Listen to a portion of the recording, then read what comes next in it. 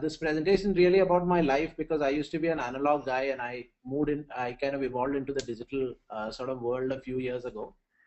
And this whole presentation in some sense kind of tries to look at my own life in a way that kind of tracks from. I used to be a writer in contract advertising Bangalore many years ago, and then I kind of came to Bombay and then moved on a few years ago to Hansa Cequity. We are a sort of a technology enabled marketing company. We do a lot of work with data analytics, social media, CRM, etc., etc. And real-time marketing is one of the components of the work that we do. And as we go along, I will sort of showcase to you some of the examples of real-time marketing examples, and speak specifically about some of the areas that we touch upon. There is just one case study that has been done by Hansa Cequity, which you will see later on in the deck.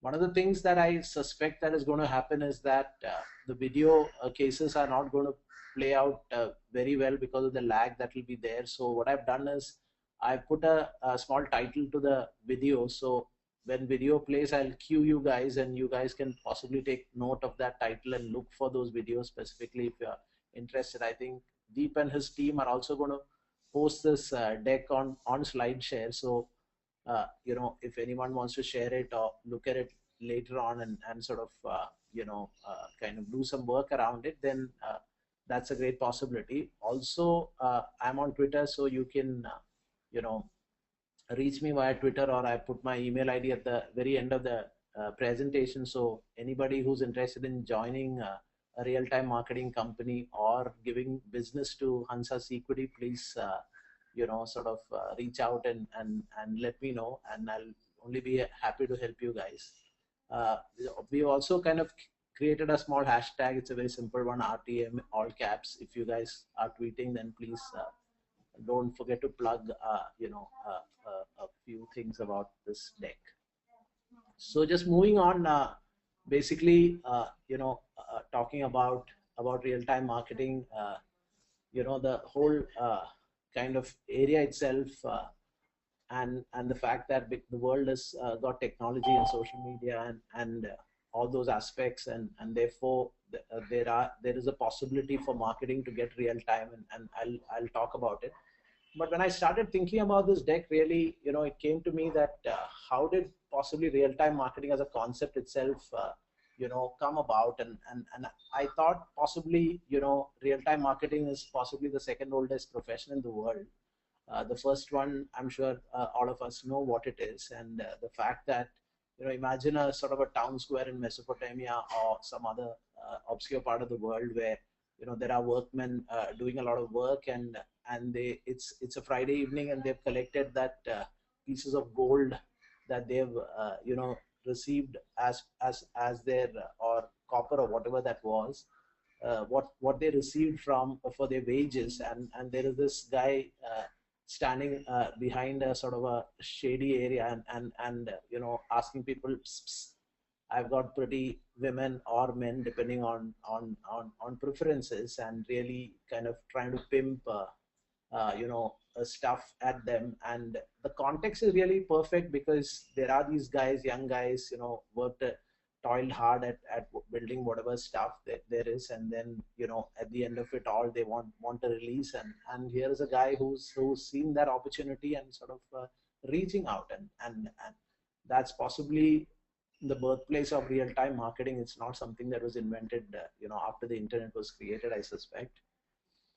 Another thing also, from there on, the opportunities kind of increase. So somebody who's selling milk or cows or God knows what, horse saddles, stuff like that, I'm sure, they screamed out in the marketplaces because people congregated. So I think the opportunity for marketing and real-time marketing really is about mass audiences. So wherever more than one person possibly came in and by shouting loudly or making a commotion, if a message could be spread out, then then that was marketing and advertising, and then the fact that if there was a context to it saying that somebody's come to a marketplace and they are able to therefore purchase stuff, or with the intent of purchasing stuff. So today when we have the intent of purchasing stuff, then we go to Google and look for it in terms of I want to buy car insurance, and I type car insurance, and Google kind of tries to market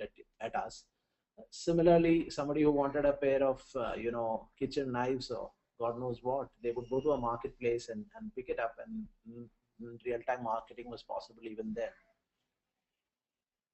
As marketing technology evolved, Gutenberg's press and all that, printing press, so did real-time marketing. So that's how possibly we started to see more and more of it, and agencies like JWT, and brands like Time and things like that made it possible to kind of reach out to millions of or thousands of people to begin with, and then hopefully then thereafter millions of people.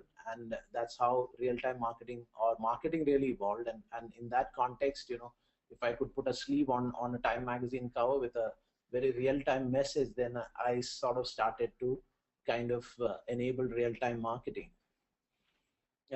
Also in the context of marketing, and I was just reading Scientific Advertising, one of the greatest ever advertising books written, and you can actually download a free copy online, and there are some mentions about context and time and things like that in the book. And to me, it's amazing that a book that was written in 1926, I think, talks about stuff that really happens almost in 2026.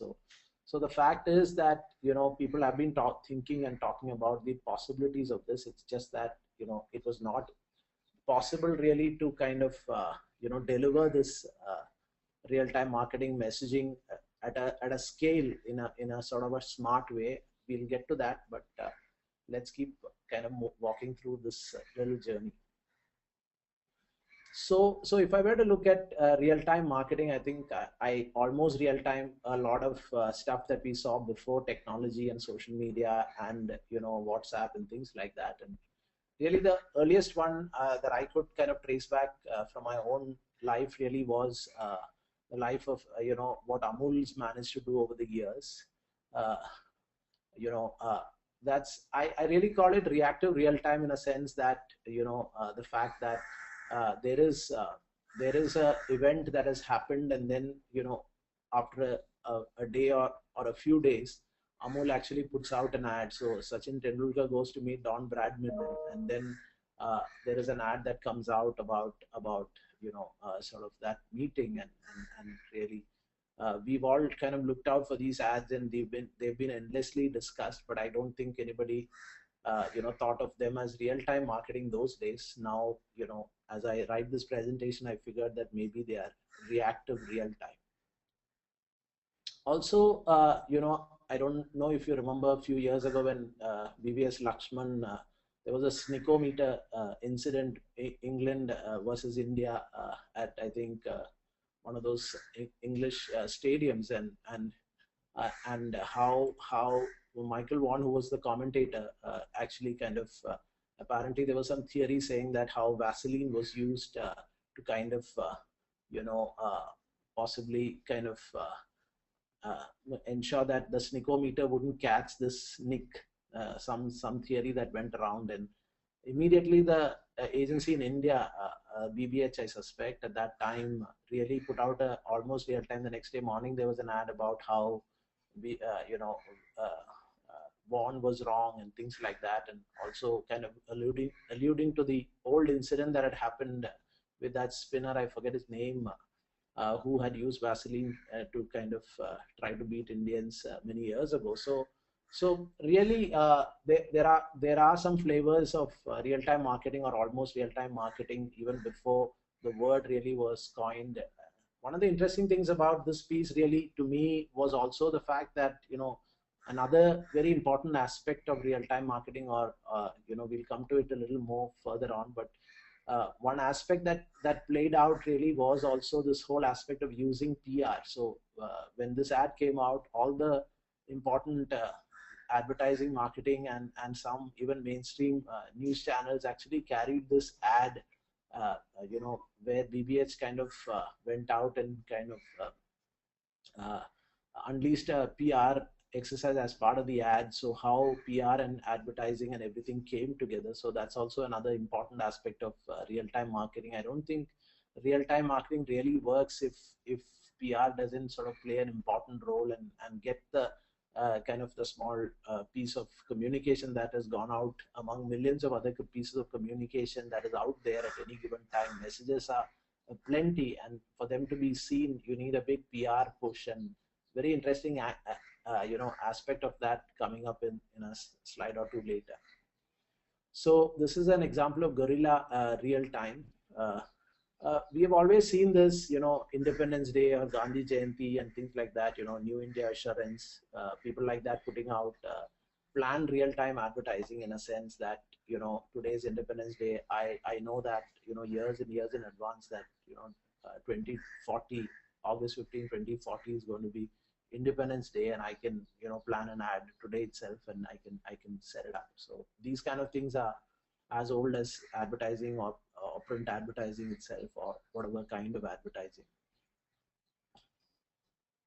Then we move to the next section of the presentation, really about how technology, mobile, social media, all that is really kind of starting to take over real-time marketing, and therefore what are the possibilities. So there are some very, very simple ones which we possibly overlook, as we talk about marketing. And some I just wanted to talk briefly about 2-3 big changes that are making marketing possible in a real-time world. One is this whole aspect of the fact that today there's a project where NASA is thinking of using phones as satellites. It really comes up from that that whole system where we know that the Apollo 11 satellite and the iPhone, apparently the iPhone is more powerful and technologically more advanced than many of the satellites that went up. So really the fact that very, very powerful computers are on people's hands at any given point in time, and therefore technology makes it possible to deliver it. And I think there are more than 2 billion smartphones or mobile phones in this world, and that really makes it possible for marketers or smart advertisers to reach out and communicate. That's one huge change. The fact that there are billions of us online at any given point in time. There is obviously social media networks. We've seen these numbers before, so nothing new here. Really, it's a combination of all of these things coming together that's made it possible for us to kind of create real-time marketing. So Android, in fact, apparently the Android ecosystem is even larger than the Facebook registered user base. So again, a lot of people are talking about how Google Plus now is going to become really big and things like that. This is a piece that I read a few days ago. So the opportunities are there with large networks. So one of the reasons why I think traditional advertising has survived so long and did so well for even as we speak, TV is possibly the place where you can sort of reach mass audiences, really was because there was no other way to aggregate. So a guy screaming in a sort of a marketplace really can reach 100 people or 1,000 people at any given time, but a TV commercial in the worst channel really can reach hundreds and thousands of people. And therefore the changes really happened with social networks, the online networks, and now the smartphone and all those kind of ecosystem, which are really kind of saying that 1/7 or 1/6 of us can be connected and stuff can be delivered at them. So another big shift is I think this whole space around this, from marketers' time to customers' time. Once upon a time, we used to see a lot of ads on TV which said that some soap brand or a toothpaste brand had this blurb on it, and they used it as a reason to talk to us, basically to sell more of their toothpaste. So they would say something like new improved formula, or now with added fragrance, and really there was no reason in our lives to get a new improved formula or a larger pack or something like that, but that was mass marketing, heydays, and they could say it because people didn't have anything else to do. They didn't have a phone next to them to kind of fiddle around, or a remote control to turn the channel off, so they could kind of come into our ears and try to kind of influence us to buy stuff. So today the time is shifted, and it's our time, and we are in control, and therefore marketers need to kind of reach us in our time. So when I am looking for car insurance, if a marketer is not able to be there, then there's a problem. So those are the kind of changes that we are beginning to see, and stuff that is enabling real-time marketing.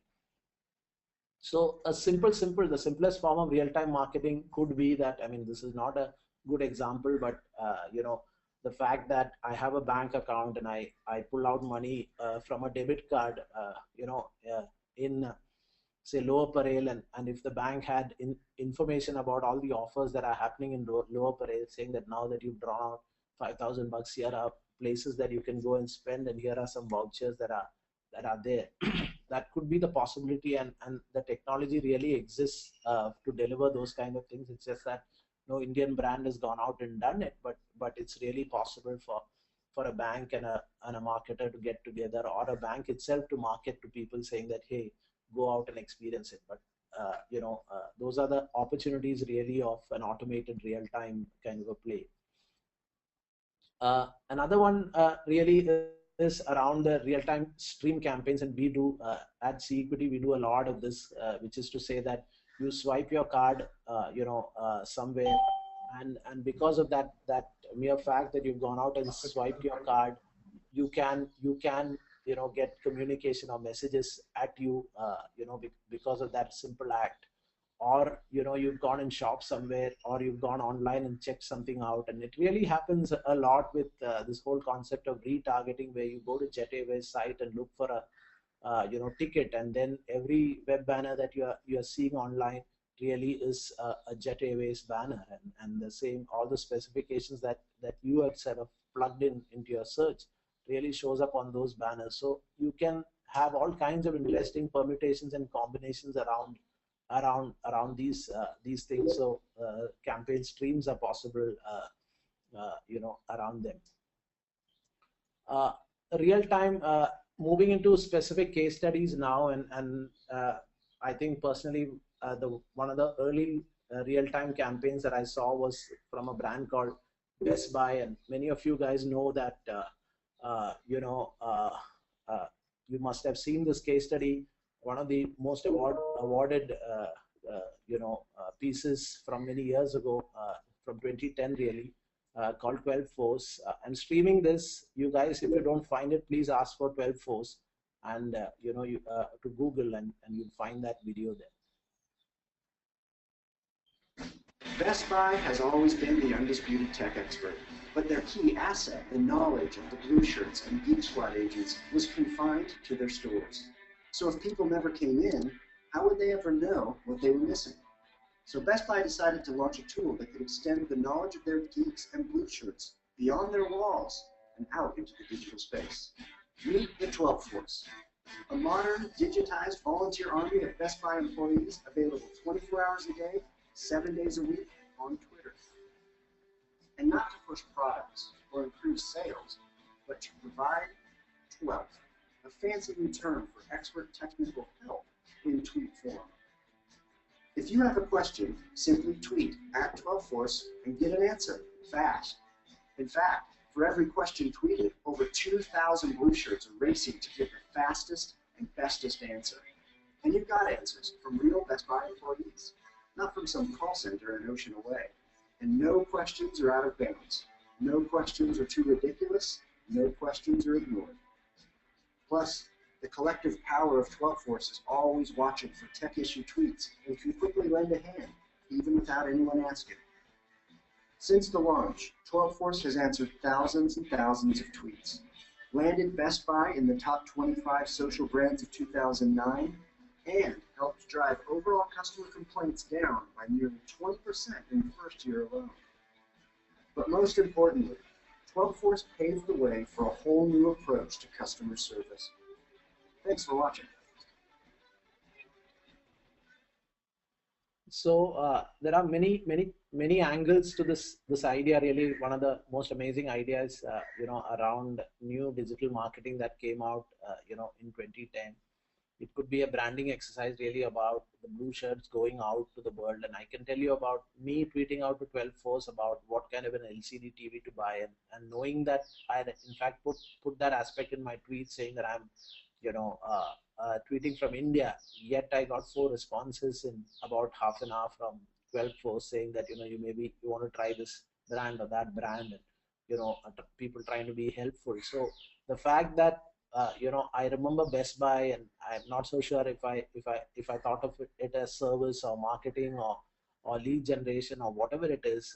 To me, it was all sort of a brand kind of trying to kind of get into the zeitgeist, and make the most of that, of the tools and technology that were really available. So to me, it's a great example of a brand storytelling, and the whole world knew about 12 Force because CNN and BBC and Time Magazine and Times of India included kind of ran stories around the wonderful thing that Best Buy was doing. So and it also won a ton of awards. So again, the whole brand story went further, and obviously the agency also kind of got some good mileage out of this idea. This is the very famous Old Spice campaign, but the reason why I'm running this specific video is that to me this whole idea really took off from this one video. So there was obviously the Old Spice commercial, the Super Bowl commercial that had become a monster viral hit and all that.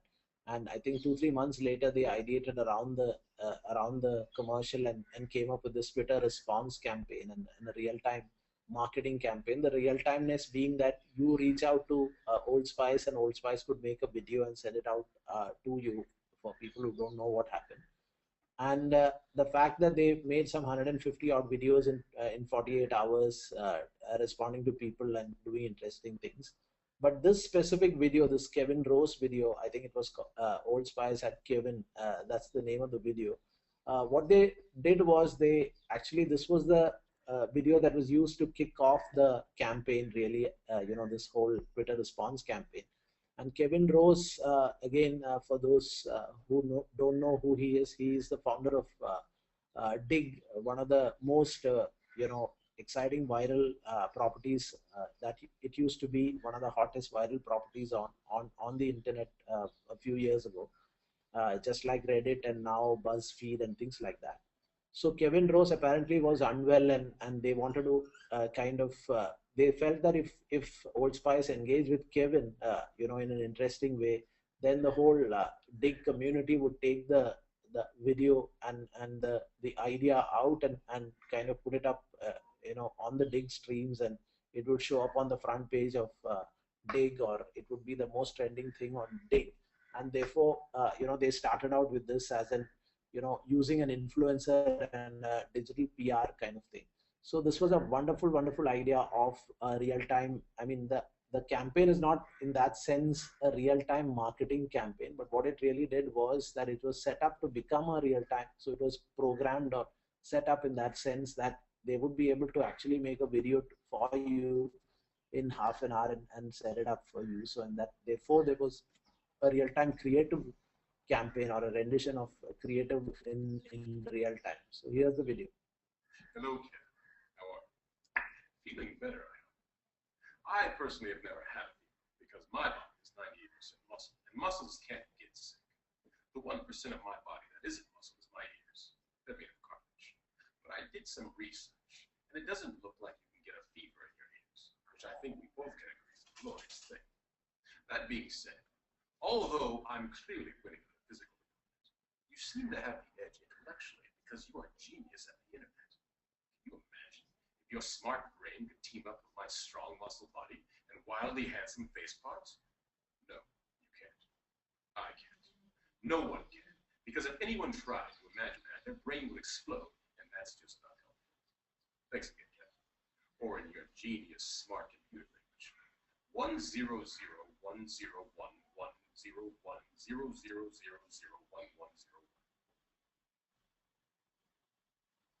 So that was how Old Spice set up a campaign, and then from this flowed a huge real-time marketing campaign for Old Spice, and they made history, marketing history with that kind of an idea, and the world talks about Old Spice as a brand that has really been able to kind of position itself in the digital sort of space. There are all kinds of examples. This is a recent one of Tesco mobile, and it has nothing to beyond a point have to do with Tesco mobile in a sort of a true sense. There was a like a battery of exchange that was happening, and unlike most brands, I think what Tesco did was it really got onto Twitter and started to have a long conversation, and it went on for many hours, and it trended in the UK. And the beauty of how it was written and the creative aspect of the writing, really nothing to do with the brand. It was just a conversation, and how a brand really became human in a sense, and therefore sort of was able to kind of capture people's attention by doing that. And interesting tactical one-off stuff, not really something that that was intended. It just happened, and it sort of trended, and hopefully they built on that. And when this was happening, I was thinking to myself that there is a possibility for some brand with some serious amount of real-time stamina to kind of run a campaign that could go on for days and months, with among a group of people. So you get script writers and things like that working, and you can have a lot of fun and a lot of wonderful things happening around this. This is a wonderful series from J.C. Penney and the American retailer brand, and what they did was actually during the Oscars last year, I thought there were some 4 flavors of real-time marketing there. So one was pre-planned real-time, which is really I know I'm going to get onto the Oscars in a big way and do some stuff. So I create a lot of digital properties. So talk about the Oscars, who won it, and tidbits about the Oscars and things like that, which is no-brainer really. Lots of brands do it. Just about every brand has done it at different points in time. About talking about some contextual setup. If on Facebook, on whatever Children's Day, there's an ad or there's a post which talks about stuff. So that's nothing really big. But what they also did was they had these pre-planned pieces. They also had kind of other pieces again pre-planned, but it had a sort of another flavor to it. So this was during a commercial break. So just when the commercial break came on and everybody are like looking at their phones, this piece would pop up, and suddenly there would be massive context in everybody's mind saying, and they also were able to, therefore, smartly, as part of the strategy, they were able to kind of integrate some, products into it. Then they did this, sort of an almost real-time kind of pieces, which is they possibly made the creative and kept it, ready. And then they looked at the red carpet and started kind of creating, doing a sort of a small analytics kind of piece, and then saying that, okay, what are the actresses wearing at that point in time? Nothing specific about any actress or actor or actress, but broadly the spectrum of that night. And I thought it was a wonderful kind of almost real-time idea or near real-time idea, where the comms or the designs are ready for the creative, and it kind of was set up and sort of showcased at that at one moment. And I thought it kind of was a wonderful example of that. And finally, the last one, which I thought was just kind of bang on, which is that when Jennifer Lawrence kind of slipped at the stage, these guys came out with this one. So I thought a fantastic real-time hybrid campaign. So this was like somebody sitting there and saying, hey, now what can we do? This girl is slipped, and she's made a stumble there, and Twitter's going crazy. What can we do? And I thought this was just bang on.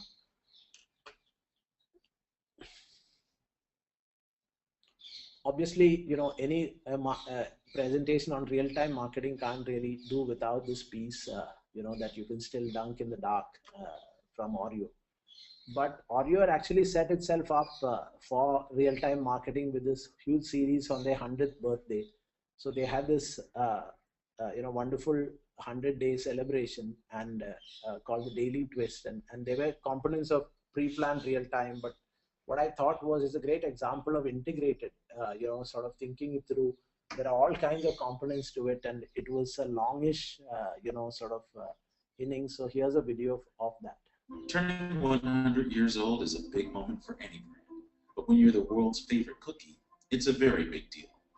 To celebrate a century of Oreo, we didn't want to just throw a party, we wanted to start a movement.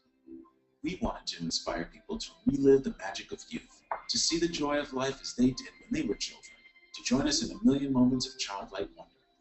On March 6th, millions did. All over the world, people shared Oreo moments together, connecting with each twist, lick, and dunk across cities and oceans. We asked the world to celebrate the kid inside, and the message was heard loud and clear. Using social as a global connective tissue, we connected more than 40 million people across the globe over their shared cultural relevancy and brand love. On Facebook, we reached 8.5 million people, more people than watched the Today Show and Good Morning America combined. On Twitter, the Oreo Moment hashtag became a worldwide trending topic, with birthday tweets reaching nearly 15 million people. Across nearly every corner of the web, people found ways to celebrate and share. Beyond creating a campaign, Oreo built something with the strength to endure. The movement to recapture the wonder of youth and celebrate the kid inside has taken root in the culture and continues to thrive. And that's the kind of birthday you never forget. So if you go to Facebook and look at the Oreo page or Google Oreo Daily Twist, unfortunately this video is not showing all the creative pieces that happened over a 100-day period, but there are some wonderful ones like Elvis Presley's birthday and America's Gun Day and all kinds of interesting things, almost like the Google Doodle of real time, as it were. They've done a whole series around it, and then thankfully for them, the Super Bowl thingy happened, and that sort of put them into a different zone as far as kind of real-time marketing was concerned, and the fact that the Oreo moment today, people talk about the Oreo moment when any brand or anybody sort of does something interesting on Twitter in a real-time context. That's become sort of the lexicon for to describe that moment. Is really, they call it the Oreo moment. Moving on, this is an example, a recent example from Tesco, and this is of serious interest to the agency that I work for, Hansa Cequity, really about predictive real time. So it is really a kind of something that augments a CRM program. So I walk into Tesco and there are cameras around which kind of looks at me and identifies me by using some advanced facial recognition software. And I'm then using predictive analytics, saying that, oh, this is Mrs. Marlin who's walking in, and she typically buys these kind of products.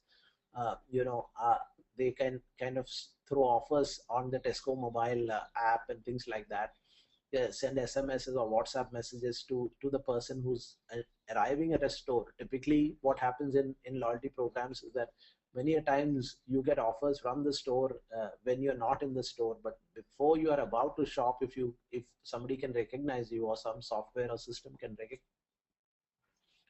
recognize you and kind of give you relevant stuff, then imagine the kind of impact that is going to create. And this is just very, very early days. I think they're just doing some small pilots in the UK, some parts. And this is a wonderful example that we talk a lot about in the agency. The next one is a triggered real time, as I call it. And when I talk of triggered real time, really is about there is something that you trigger. So your presence in a certain location. So Foursquare, for people who use Foursquare, has this interesting service called Radar, which, because your phone is in a certain location, it's able to recognize that you're, say, in a mall or something like that. And it's able to show you, then if it's lunchtime, it will show you that there are some lunchtime offers, or if it can also, if you check in, while you're checking into that place, it's telling you that there is an offer. And I keep seeing it in our city mall all the time. If 5 people were to check in at the same time, they will get an offer from the mall and things like that. So So this is really the fact that you are in a certain place, and it has nothing to do with either the Super Bowl or the Oscars or anything like that. It's really about you being in a certain place at a certain time, and for other people, for instance, in case of our city happening to be there, and that would trigger a real time sort of wow experience, at you. And you can from the back end of Foursquare, if you really have some money, because the Foursquare APIs are very expensive, uh, so you can then trigger some very very interesting things. So you can, I mean, the swarm badges are easy to do, but there are some wonderful other permutations and combinations that are possible. This is something that we did, and this is for our client West Side. It's called real-time manufacturing, and a wonderful little idea for sort of Father's Day. Let's watch the video. Marketing in the new world is not getting any easier. New methods are being invented every day to reach people who are interested in marketing messages. To make an impact, we had to invent a new method too, from real-time marketing to real-time manufacturing. We crowdsourced marketing messages and turned them into memorabilia all in real time. It began on Twitter on Father's Day. We asked people to rewrite their bios and dedicate them to their dads. We set up a pop-up manufacturing unit to convert these bios into customized magnets and ship them to their dads. We would receive a tweet, artwork, manufacture it, pack it, and ship it all in real time. A real-time manufacturing unit that converted the virtual into something real, something personal, something beautiful. Twitter went afuzz with hundreds of participants, hundreds of bios, hundreds of custom artworks, hundreds of pieces of memorabilia, hundreds of dads and children who shared their love with real-time manufacturing. So that was another variation to what is possible in real time if you have a backend ready. So imagine you had a 3D printer, and you had plugged it into some sort of a Twitter stream or a Facebook something, and people could sort of almost in real time punch out stuff and get delivered and things like that. Kind of could be another interesting variation. And basically, I think marketing really is also becoming a lot of about inventing things and doing something new. So this was something that we tried, and we had some very decent responses. And the good thing was that I think all the people who participated in that activity got their stuff delivered, almost in real time. That was really what it was. So now really moving to some real-time fails. So I mean, with everything new and kind of innovative, there is always going to be a lot of challenges and problems and learnings and stuff like that. So mistakes will always be there, and I thought it's a good place to kind of touch upon a few of those. So one was this possibly about 3-4 months ago, real-time fail, which is really Bank of America had kind of automated their Twitter stream, possibly during non-office hours, and kind of what, no matter what questions you were asking to the Twitter engine, it was kind of pushing out similar kind of messages, and it can get kind of quite silly that here is a bank that is supposed to be cutting edge and state of the art, kind of doing totally idiotic kind of Twitter response to simple questions that people were asking, and kind of getting entangled in that. So this is kind of an example of real-time marketing, sort of gone bad, as it were. Another one is where you're trying to desperately pimp your products, and people not really being interested in that. So at the Emmys, basically trying to kind of, the moment somebody came on to the red carpet, you're trying to push some stuff at them, and then you kind of get caught, and people sort of start bad mouthing you, saying that why are you trying to do this. So brands, I think, should be very careful with trying to co-opt events which are cultural events, or almost stuff that people really kind of love, and then trying to kind of make something out of it. I think is a really kind of a dangerous territory, and they should be very very careful in kind of attempting these kind of activities. Another one is to saying that only funny stuff will go viral. You do some really stupid stuff, and trying to hoping that it'll go viral. And this specific one by Pet Centric really got one retweet. So I mean, how terrible could that have been in a real time marketing sense? If you set it up and you're waiting for people to kind of laugh and share it and things like that, and one person, I don't know, one unfortunate person, maybe one of the agency guys only possibly kind of tweeted it out, kind of thing. So this is like a big bummer, as it were. I'm really moving to the last part of my kind of deck now, where we talk about the challenges of real-time marketing, how to set it up, what are the changes that organizations need, and things like that.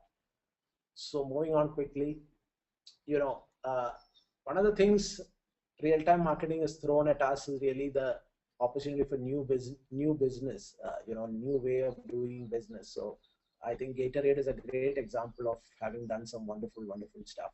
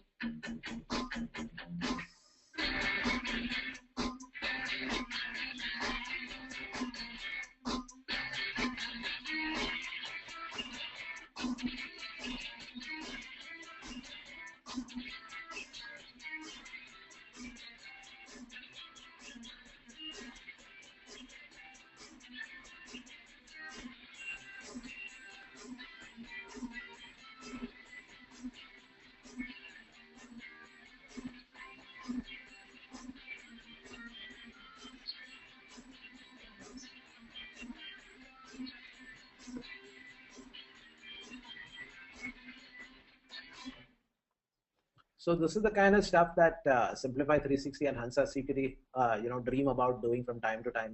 We do some small work with some of our brands, but not at the kind of scale that Gatorade has managed to do. And we keep talking about the team at Simplify and Hansa. We talk about it all the time that we need to do this kind of work and really trying to crack it in the Indian market. New concepts are difficult to get traction, but hopefully very soon we'll be doing something really big in this space. So just looking at the opportunities of real-time marketing, some theory to end the kind of deck.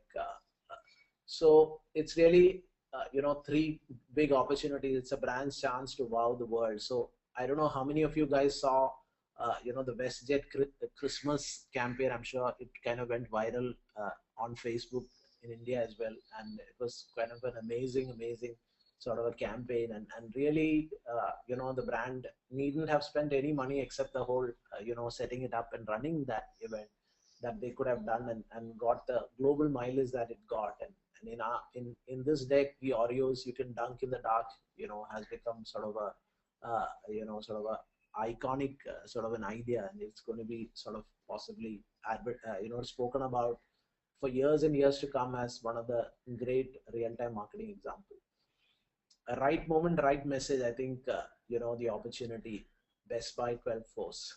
That's really a kind of a fantastic sort of case of how a brand can do it. And I've seen some brands in India as well who are doing it, insurance companies and even hotels and stuff like that, doing this kind of stuff. And it's very, very simple to do it. You don't need anything. You just need a dedicated person and with some social media knowledge, and it can be done. If it has to be done at scale, then it's a different game. And again, then brands like Simplify and Hansa Cequity come into the picture to do stuff like that. Brand relevance, I think, is another great opportunity. Again, also putting the product there and kind of, getting some smiles and shares, those kind of ideas. Now the challenges really is the always on nature of the medium. That's a big challenge for real-time marketing, and the Bandcamp case is a good example of what can go wrong if unless you kind of invest in the space and sort of kind of put out a lot of structures and teams inside the organization. don't change all of that, then real-time marketing is going to struggle really, as far as we are concerned.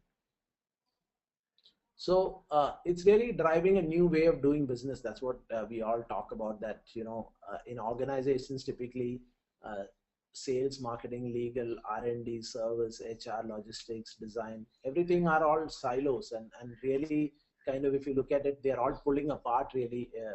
I think if you talk to a CEO, you'll really kind of hear it, and we've heard it in the agency business as well, of getting different teams and departments to kind of work together. And really the big challenge over there is this aspect that departments become sort of islands by itself, and each one pulling in another direction. But what real-time marketing, and especially I have seen it kind of happen in many organizations where we've done some intense social media work, is that suddenly teams and departments, the walls have to collapse and they have to start coming together, and therefore the whole paradigm of the organization shifts if they kind of commit themselves to saying that we all need to work together. And many a times, especially in the crisis management space, or even generic real-time marketing, if you have to accomplish it, then I think the need really is to kind of come together and work. Also, it's spawning new kinds of companies out there, and Simplify is a great example of a company that's come out of this opportunity of that real-time marketing, or the social conversations really is talking about. And in the social media monitoring space, I don't know if that's the specific terminology they would like to kind of call themselves as part of, but really these companies come out of this opportunity of harnessing real-time conversations that are happening out there. Hansa Cequity, again, we are an analytics company. We've also kind of diversified into social media analytics and driving insights out of that. So that's a kind of a new branch that this little wonderful bloom called Hansa Cequity's got. It's a new branch that we've kind of got, and that's really how it's moved forward. We also see new kinds of organizations propping up. In fact, we work with one of them out of the US called Massive Networks, and basically a content hub. So if you are saying that you need to be real time, then you need hundreds of pieces of content, all easily available, that can be used when there is a query or a question or something to that effect. If you're doing a big campaign, just like the JCPenney campaign, then you needed to have hundreds of creatives already pre-created and put into a hub of sorts, and from there, this is an example of how Massive Networks are working with I'm sorry, the name of the company is Mass Relevance, kind of working with Pepsi in this case, of setting up some really integrated campaigns. So bringing lots of platforms together, social media stuff, putting filters so that you can screen out any other kind of content that you can't as a brand showcase and things like that, because there are people trying to kind of spin brands off, and therefore you have to be very careful. So to do all those filtering and monitoring and things like that, so that these kind of hubs can be built. So marketing, so if I were to look at an agency side and marketing side, how do we plan for real-time marketing? That's really what the last slide really is talking about, is how do we sort of plan and go about creating real-time marketing campaigns. So I think a wonderful TED talk called Start With Why, I think we should all watch it and get our clients to watch it, saying that whatever we are doing, we need to start with why, and really ask many whys. I mean, I don't think anybody should embark on a real-time marketing campaign or a real-time marketing business strategy without asking all kinds of whys and stuff like that. After which you have to go out and define the objectives. Many a times this is done saying that kuch karte hain, nahi to there is a campaign and you are just kind of kind of saying that iske saath we'll have this idea, and it becomes just a kind of a plug-in to some campaign. And I think that's a very bad idea, because after you started a Twitter handle, and if you don't sort of nurture it and curate it, then that sort of lies around and struggles. So what is the objective? You have to be very careful. Is it a tactical objective? Is it a branding impact objective? Are you working like Gatorade is done with influencers? Is it some service improvement that you want to achieve out of this whole thing? You need to align teams, and you really need to align teams. There'll be all kinds of teams, both internal in an organization, external, and most agencies also, I think there are vendors and things like that, partners. Like if we are working on a real-time campaign, then Simplify 360 is our partner in that, and we kind of reaching out and using them, things like that. So I think it's very, very important to get the right partners on board and test out stuff and things like that. You need to plan campaigns. What are the kind of campaigns that you want to do? What's the stamina that you have? What are the kind of budgets? Is it just like an add-on to a an ATL campaign or a TV commercial that's running? So you need to plan that out. Is it a short-term campaign? It's an opportunistic campaign, like the Vaseline one. So you create a Facebook page, and then what do you do after that? So planning and all that needs to be there. Then the KPIs, how is it going to be measured? Because most of the times, you don't have a real plan on what this is supposed to achieve. And then, from brand scores, sales numbers, service level improvements, what is the brand really trying to achieve here? I mean, and again, that ask with a why. If you don't ask, if with every question that you're putting in, why needs to be sort of drilled in and kind of, kind of asked. And finally, execution, or not finally, really, execution is the second last leg in the whole thing, that you need to go out and execute it. And finally, I think the measurements. I mean, one of the things that we do really, really well is the amount of measuring that we do. So every campaign on a daily basis is measured. So what happened today? What is happening this week? What is happening this month? How was it better than last month, last year? All kinds of questions are being asked to kind of. So in case of a tactical campaign, then what were the objectives that we set in, and how is it bettered or sort of fallen short of those objectives? All those kind of things need to be sort of answered. That's really, I think, the last slide of what I have to say. Real-time marketing from the analog world to the digital world. Really a kind of a journey that I personally took from a guy who made artworks by hand to today. Nothing. I don't touch a piece of paper before I do a campaign. It's all digital. Any questions? Should we open it up? Yeah, so thank you, Nishad. I think that was one of the most wonderful webinars, and there was a lot of valuable insights and suggestions for all the incoming, and upcoming marketers as well. So do you have any questions? If there's any doubt, you can just ping in the chat box over here so that I can enable your uh, mic so that you can ask a question.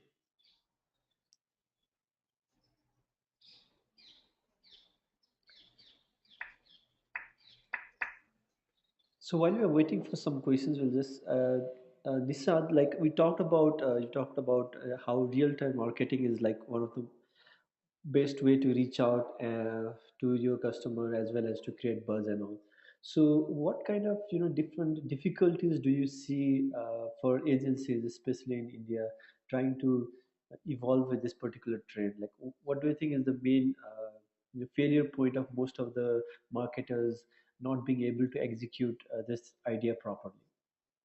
Right. I think the biggest challenge, at least that I've seen, really is around this whole area of the campaign mentality that agencies have, which is to say that I will do my research, I will do my strategizing, I will brief, I'll do, and once I finish my campaign, then I'm totally switched off.